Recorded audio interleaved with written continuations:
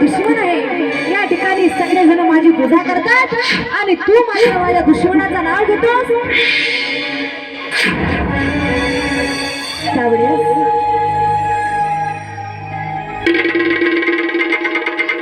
त्यावेळेस भक्त प्रल्हाद आपल्या बाबाला नमस्कार करते झाले। भक्त प्रल्हाद आपल्या बाबाला नमस्कार करते झाले आणि सांगू लागले, बाबा मैं कहाँ गलत कर रहा हूँ? सबका स्वामी तो नारायण ही है ना। आता नारायण सबका स्वामी म्हणता बरोबर हिरण्यकश्यपूतून नाही चिडले। ए दुष्ट बालक, तुझे इतनी बात समझ में नहीं आती। मैं बता रहा हूँ ना, सबका स्वामी मैं हूँ। वो नारायण नहीं, फिर भी बात समझ क्यों नहीं रहा तू? तेव्हा भक्त प्रल्हाद म्हणतात, नाही बाबा,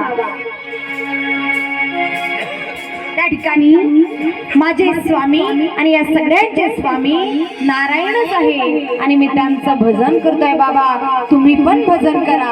आता तुम्ही पण भजन करा म्हटल्यानंतर तडपायची आग मस्तायात गेली।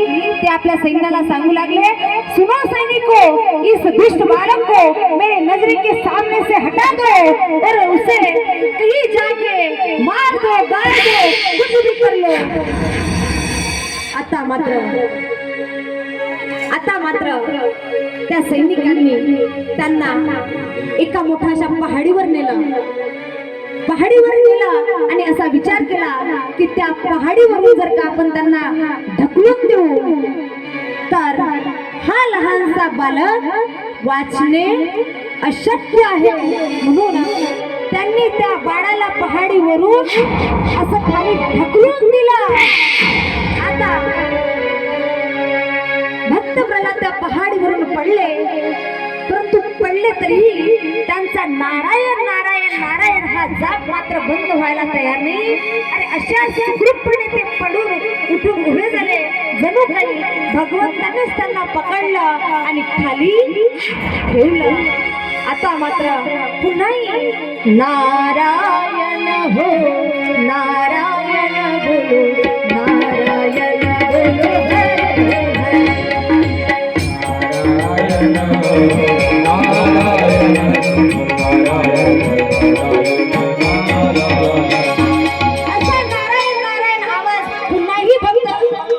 हिरण्यकश्यपूला आला आणि हिरण्यकश्यपू म्हणू लागला की हा आवाज कोणाचा येतोय?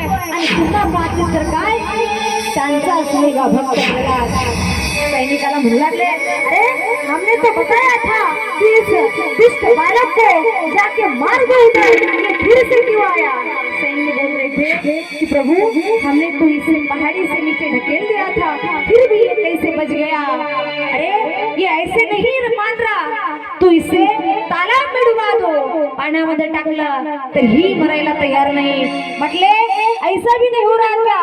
तो इसको तपती ज्वाला पे कढ़ाई रखो, उसमें तेल डालो और उस आग बबूले तेल में इस दुष्ट को डुबा दो ताकि एक ही क्षण में जलकर खाक हो जाए और मेरे सामने से। आता मात्र सर्व सैनिक गेले, त्या ठिकाणी विस्तव लावला, कढई मांडली, कढईमध्ये तेल टाकला, कडकडता असा तेल, आणि त्या ठिकाणी मात्र भक्त प्रल्हादाला त्या सैनिकाने सोडून दिलं।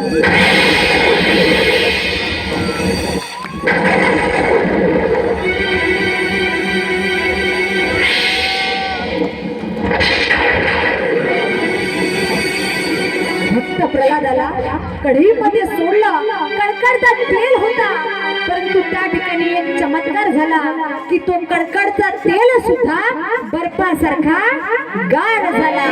आणि तेव्हा मग याला कळालं की नाही, हे माझ्या प्रभूचीच लीला आहे।